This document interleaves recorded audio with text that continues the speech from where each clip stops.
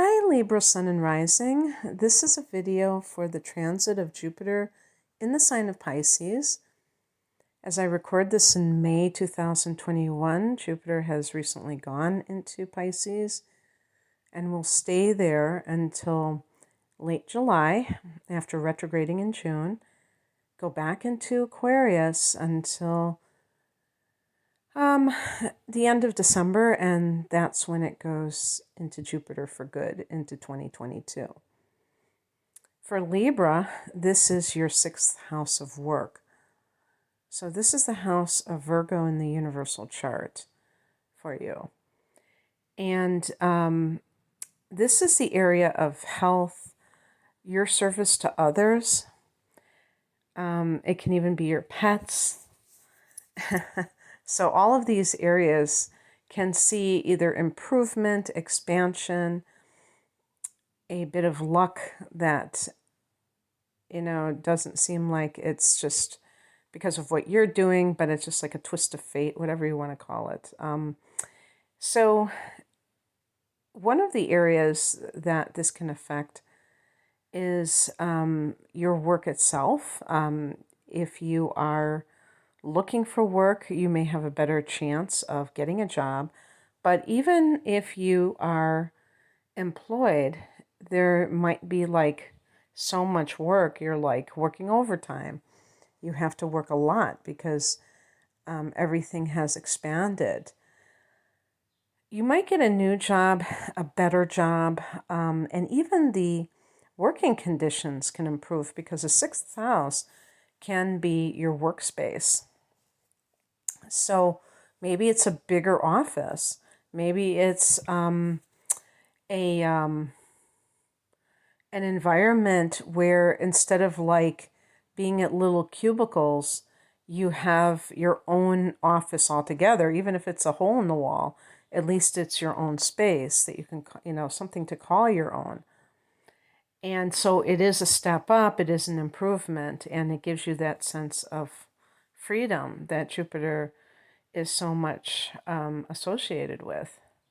But one thing they didn't mention that I think could also be in play here with Jupiter in the sixth house is traveling for work. So, and even I would say working remotely, where that's like almost ultimate freedom. Where, unless of course you have to be on Zoom all day and you every moment is accounted for. But in general, that feeling of not having to be in a specific location can be very freeing. And for some people, they may even be able to sneak in some, like if it is somewhere far away, where you would feel like being a tourist, where you can sneak in some tourist time while you are doing what you're supposed to be doing. This is because Jupiter rules that ninth house, which in part is about long distance travel. But I didn't see any. I used the information from cafeastrology.com, and shout out to them for helping me compile this list. So even coworkers are associated with the sixth house, and they can be lucky for you. They can be helpful for you. And if you have employees, they can be a good luck charm, or they just are very beneficial for you. Now, one of the things that the sixth house represents is your daily routine, which is, you could call it, I guess, time. Somebody said time management, which I really liked that term. For some people, this comes naturally, and some of you Libra people, especially Libra Sun people, you may have inner planets in Virgo that make you like naturally acclimated to the keywords of the sixth house already. You may naturally have, this is the house of discipline. So you may have naturally have a routine or a discipline that you engage in order to better yourself. And this is the house of productivity. It could be like having a schedule to keep yourself on track, to be able to feel that you are productive. So something can help you with this, but I like to expand on concepts. Even if I compile a list from a site, I'm going to be using my own intellect to kind of expand or expound upon that. And I feel that in this particular case, it's really, when I look at Jupiter and I think of what it represents to me, I feel like it's something to do with, I feel like freedom is really a big part of it. And in order to be free, sometimes you do have to have some kind of discipline. And that was actually from something that I read where it said, like, that discipline gives you freedom. And I really resonated with that, because I think sometimes people become very rebellious and think that if they do whatever they want whenever they want, that it's going to be the ultimate freedom, and it doesn't turn out that way. It can lead to self-indulgence, and that can have its own set of negative consequences, and not feeling like you're accomplishing anything. So being able to paradoxically enhance a schedule that gives you more freedom can be exactly what you're looking for. And I would say, the thing that popped into my head right now is the 4-Hour Work Week, which is I believe it was a bestseller. I've never read that. I was always trying to get it out of the library, and it was a long wait list or something. I wanted to get the expanded or the updated version of that book. But I'm assuming that the premise is that if you set something into motion, or if you lay down a foundation, you can make it so that you don't have to be like constantly connected to that business that you own. The fifth house is supposed to be the business that you own, and the sixth house is the work itself. So whether you work for yourself or you work for somebody else, the sixth house and schedules and stuff like that is still applicable to you. Because even if you work for someone else, I think I've read comments like this where somebody, is watching a video on YouTube that's all about, organizing your life or organizing your day, and they say, but I work 9 to 5, and I don't have that luxury to just be having this morning routine. Like, I think it's like about morning routines and things like that. And I don't have the luxury of a morning routine because I have to be, at work at like, 8:30 in the morning, and I can't just be meditating leisurely for an hour every morning or whatever. And the truth is that even if you have a very defined framework of when you work outside of your home, and you factor in commuting and all that, there still are other ways to organize the time remaining that can give you time to accomplish other goals. I remember I had a boss, and she got her MBA. She said she woke up every morning at 4 o'clock in the morning to study and things like that. And yes, that is extreme. And somebody might say, oh, there's no way I could wake up at 4 in the morning.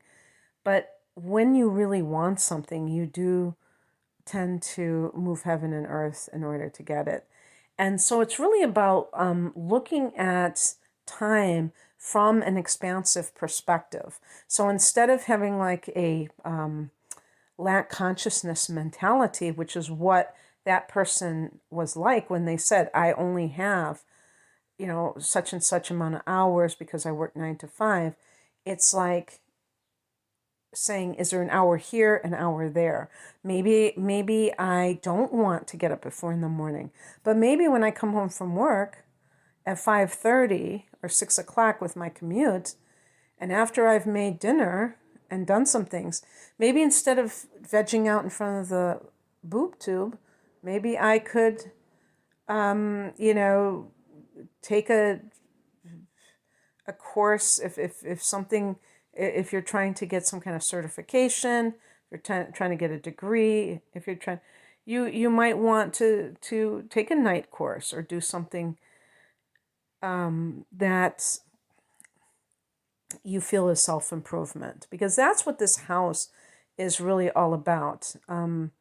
How to improve oneself, and this can also be with healthcare. What kind of habits can you create that will have a positive impact on your health?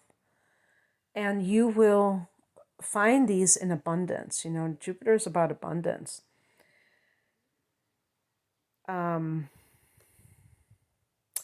Now, one of the things they mentioned is menial tasks increasing. So I was thinking about how that would really translate in the real world. And I don't really know. I said nitty gritty, more nitty gritty stuff. That's what I wrote down to paraphrase it. And what I would say is, in general, instead of just saying menial tasks, I would say that you're getting your house in order. And getting your house in order when you have Jupiter transiting this house can be very beneficial to your life overall. So that can mean organizing your paperwork, organizing it all. And so you know where everything is. So you have like a system in place. As I stated, I think I was talking about health. Your health can improve. If you do have a health condition, you may align yourself with healers that have that ability, of all stripes, whether it's a standard medical doctor or a natural type of doctor, whatever is the type of thing that you're seeking, you can find it.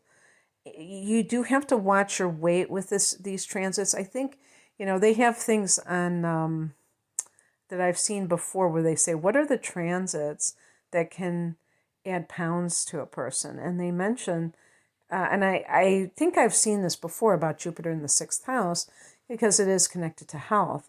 But I would say that probably the number one is Jupiter in the 1st house, because the 1st house is your body. The 6th house is more general with health matters. So I think more than it actually, I know why they say that, probably because the 6th house can be diet. And they said especially sweets. I don't know if Jupiter is associated with sweets, but I mean, it's a no-brainer that there might be empty calories if you're having sugar. Of course, like everything else, it depends on what kind of sugar. There's not just one type, but you know what I mean. So it could be that maybe your appetite increases, or your diet, you're eating more food. I don't know. But you will see, I think sometimes that if a person is eating a lot of junk food or fast food, yes, I mean, gaining weight might come very quickly. But I doubt that if they're gorging on bananas that they're going to see, even though bananas can be a dense calorie source, like 100 calories each. Well, maybe that's not that dense, but you know what I mean.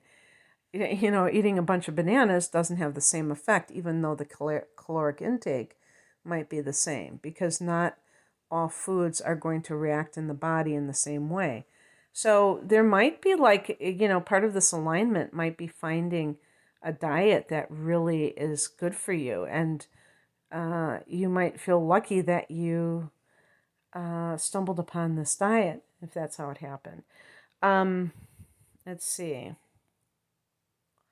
The work that you do for others, the service that you provide, just is more enjoyable. And I think especially finding your dharma, maybe it's easier to do that, and you have more opportunities. Dharma is service to others, I feel. I mean, you could call it your calling too. And the other thing too is that you want to work with integrity, because Jupiter is associated with ethics. You want to do your work in integrity, and if you do, you will get that good karma payback that comes from doing the right thing. So don't, work for others or work on behalf of others and then try to cut corners, try to be deceptive in some way. Be somebody who is wanting to serve others humbly for their own sake, that you're not injecting your ego into it, and and also not just for personal gain. And if you do that, then you will be even more blessed because of the Jupiter connection. I mean, obviously we should be doing this anyway, but I'm just saying that it can be even more fortunate for you if you do things like that. So anything that you do to improve yourself can be met with positivity or great outcomes. I think that's other people may recognize your skills. And I was thinking to myself, okay, what is the big thing about that? But now that I think about it, other people knowing how good you are at what you do can be very fortunate, because the word may get around. You may get more, if you work for yourself, you may get more clients. You might get more. And when Jupiter goes into the seventh house, that can indicate an increase in clients. So this can be the time of like building that reputation. Now, again, this isn't something that you're necessarily, doing on your own. This is just a natural byproduct of, whatever it is that is going on with your work, that other people are standing up, sitting up and taking notice. You might get a new pet. This is a house of, pets. So it could expand your household with a pet. So anyway, that's what I have for you, Libra. I hope that you enjoyed this. If you would like a natal chart interpretation or any other of my chart readings, please click on the link below to find out more details. Thanks for listening. Take care. Bye.